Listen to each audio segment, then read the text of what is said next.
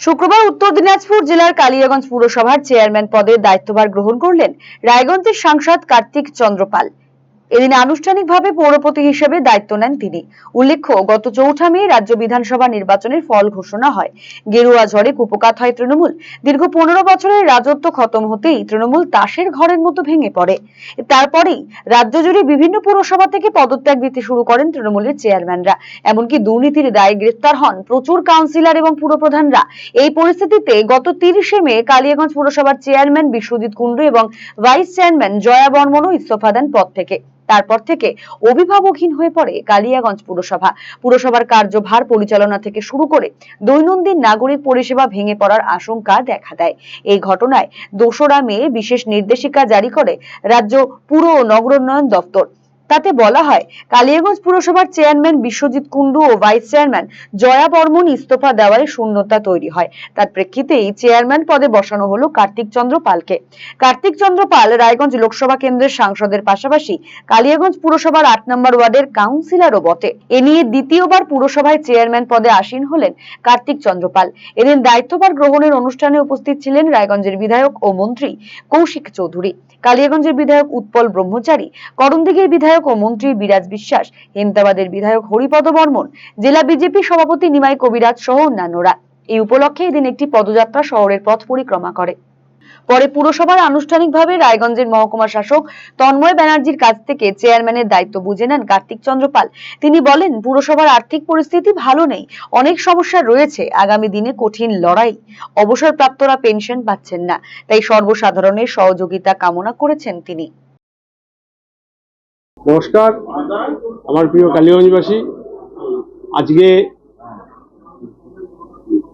আপনাদের আশীর্বাদে আমি আবার আজকে পৌরসভায় এসেছি। এই পৌরসভা বর্তমান পরিস্থিতি খুব খারাপ।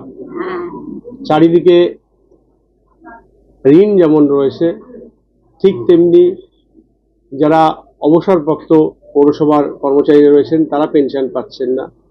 ঠিকঠাক করে আমাদের যারা একদিন না আসলে, কাজে না আসলে আমাদের সমাজ ব্যবস্থা থেকে শুরু করে আমাদের বাড়ির যারা গৃহকর্ত্রী বা যারা রয়েছেন তাদের সমস্যা, ঠিক সেই জায়গায় দাঁড়িয়ে আজকে এই সমস্যার মধ্যে আমাদের দায়িত্ব নিতে হচ্ছে এবং আমাদের দল, আমাদের নেতৃত্ব এই দায়িত্ব আমাকে দিয়েছে।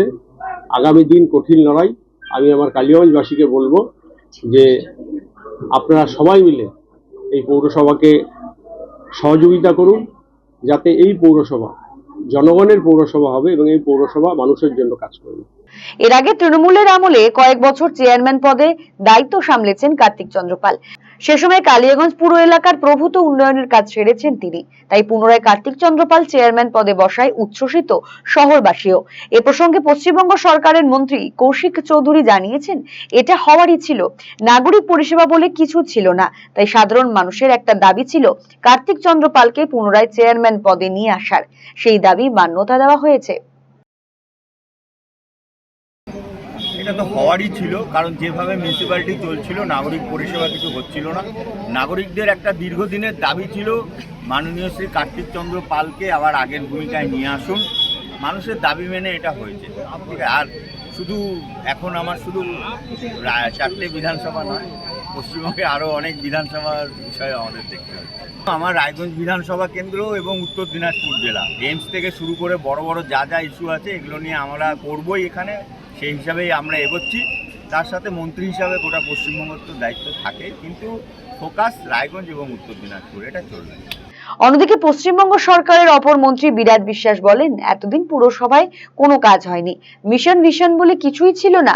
ডাবল ইঞ্জিন সরকার কিভাবে কাজ করবে তা এবারে দেখতে পারবে মানুষ।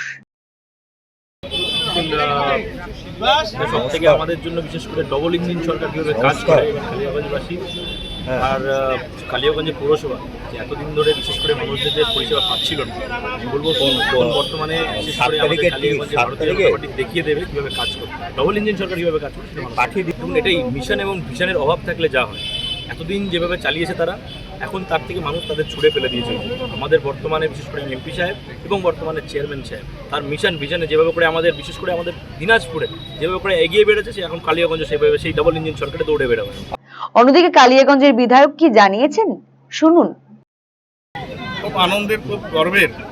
কালিয়াগঞ্জবাসী সবাই বলে যে কার্তিক চন্দ্র পাল চেয়ারম্যান থাকাকালীন কালিয়াগঞ্জ শহরের যে সার্বিক বিকাশ ঘটেছিল, তারপরে সেটা কোথাও স্তব্ধ হয়ে গিয়েছিল।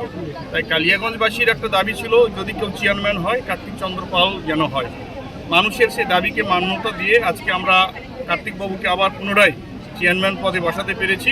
আমরা খুবই আনন্দিত, সঙ্গে সঙ্গে আমাদের কালিয়াগঞ্জবাসীরাও আনন্দিত।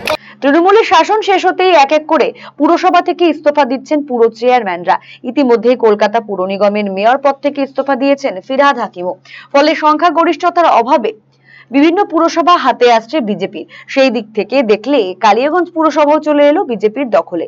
এখন দেখার জেলার অন্যান্য পুরসভাগুলির ক্ষেত্রে কি হয়। আরসিটিভি সংবাদ, কালিয়াগঞ্জ। এখন আপনার প্রিয় রায়গঞ্জ শহরের বুকে মোবাইল এবং নানান ধরনের নিত্য প্রয়োজনীয় ইলেকট্রনিক্স এবং ইলেকট্রিক সামগ্রীর বিশাল সম্ভার অত্যন্ত সুলভ মূল্যে এই সমস্ত সামগ্রী পেতে আজই আসুন মুক্তি স্টুডিও ও সুপার কালেকশনে। Surya, Khaitan, Kent, Nokia, Oppo, itel, realme, T Series সহ নানান বিখ্যাত কোম্পানির সুপার কালেকশন আপনার মন জয় করবে। তাই মনের মতো fan, electric iron, geyser, water purifier, sound system, TV, washing machine সহ বিভিন্ন কালেকশন পেতে আজই চলে আসুন রায়গঞ্জ স্টেশনের সম্মুখ ও উকিলপাড়া কমল টকিজ সংলগ্ন সুপার স্টকিস্ট মুক্তি স্টুডিও ও সুপার কালেকশনে। মুক্তি studio and super collection, station road, Mohanbati, Raiganj.